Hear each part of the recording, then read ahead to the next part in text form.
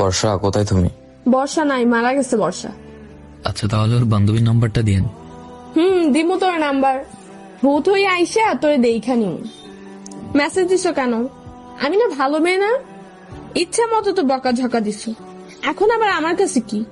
আমাকে তো এখন আর ভালো লাগে না। আমার বান্ধবীর দিকে চোখ পড়ছে, চোখ আমি বের করে নিব।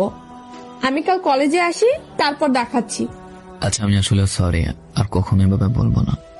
ভুল হয়েছে, এভাবে বলাটা ঠিক হয়নি। আমি সত্যিই সরি, ভালো লাগছে না তোমাকে ছাড়া। এতই যখন দরদ, তাহলে আমাকে বকা ঝকা দাও কেন? আমাকে কষ্ট দিয়ে কথা বলো কেন? আমি কখনো বলি তোমাকে কষ্ট দিয়ে কথা? আচ্ছা বাবা, আমি বললাম তো সরি। আসলে আমি জানি আমি তোমাকে অনেক কষ্ট দিয়ে কথা বলি, যা আসলেই ঠিক না। কিন্তু হ্যাঁ, আমি যতই কষ্ট দিই না কেন, তোমার হাত ছেড়ে কখনো যাব না। শুনি না এসব কথা তোমার।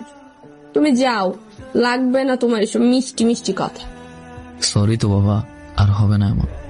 তাহলে ভিডিও কল দাও আর কান ধরে সরি বলো, তাহলে মাফ করে দিব। আচ্ছা, ডান। তাও মাফ করে দিলাম, যদিও দোষটা আবার ছিল। ভালোবাসা মানেই তো আর টাইম পাস না। মেয়ে মানুষ আমরা তো একটু খুনসুটি করবই। শক্ত করে ধরে পথ চলাটা খুব কঠিন কাজ। সহজ, তবে দুজন একই মন মানসিকতার হতে হবে।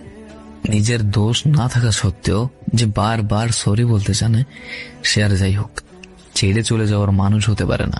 যে নিজের ভুল স্বীকার করার পরে বকাঝকা শোনার মতো ধৈর্য ধরতে পারে, সে আর যাই হোক অন্য সকল মেয়ের মতো হতে পারে না।